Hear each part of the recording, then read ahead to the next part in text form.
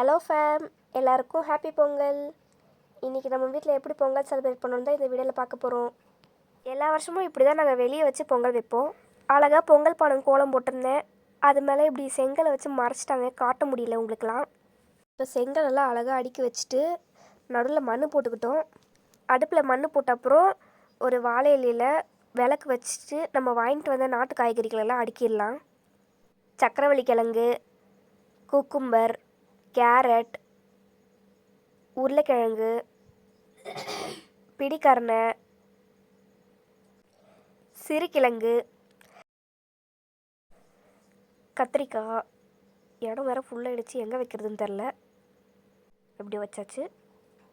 Okay.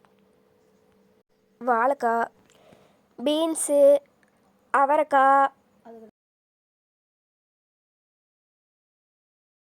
பட்டாணி, மொச்சை, துவரை, வெத்தலைப்பாக்கு, பழம், தேங்காய் இதெல்லாம் படைச்சாச்சு. நெக்ஸ்ட்டு அடுப்பை ரெடி பண்ணிடலாம். அடுப்பில் ஆல்ரெடி மண்ணெல்லாம் கொட்டி ரெடியாக தான் வச்சுருக்கோம். இப்போ இதில் வந்துட்டு விறகு அடுக்கிடலாம்.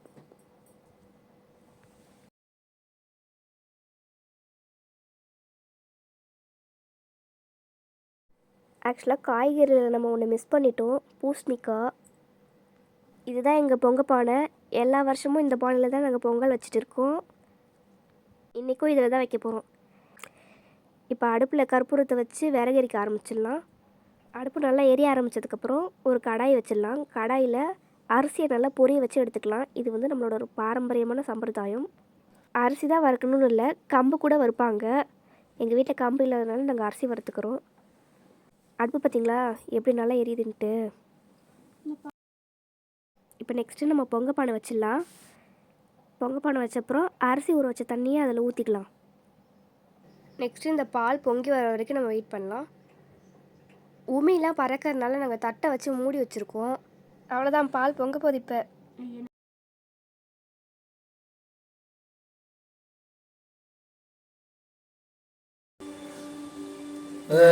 பொங்கலோ பொங்கல், பொங்கலோ. ஆக்சுவலாக எங்கள் யாருக்குமே குழவு போடவே தெரியாது. இந்த குழவு போட்டதே எங்கள் டேடி தான். அரிசி ஆட் பண்ணி வெந்து வந்த அப்புறம் நம்ம வெல்லம் போட்டுக்கலாம்.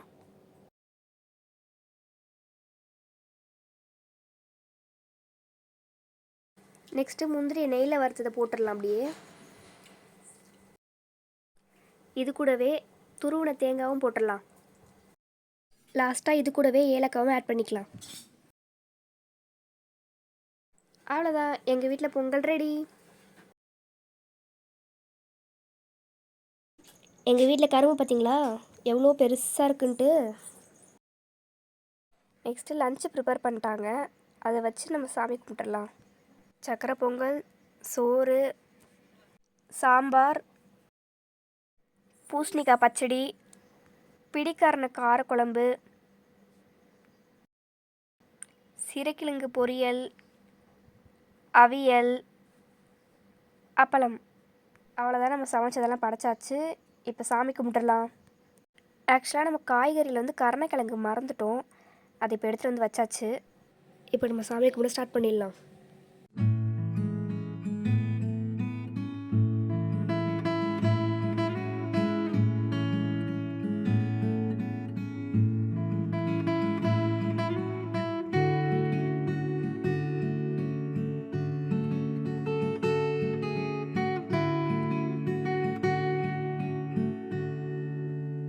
அவ்வளோதான், இப்படி தான் நாங்கள் எங்கள் வீட்டில் பொங்கல் செலிப்ரேட் பண்ணோம். நீங்கள் எப்படி செலிப்ரேட் பண்ணீங்கன்னு கமெண்ட் பண்ணுங்கள். வீடியோ பிடிச்சிருந்தா லைக் பண்ணுங்கள், ஷேர் பண்ணுங்கள், மறக்காமல் சப்ஸ்கிரைப் பண்ணுங்கள்.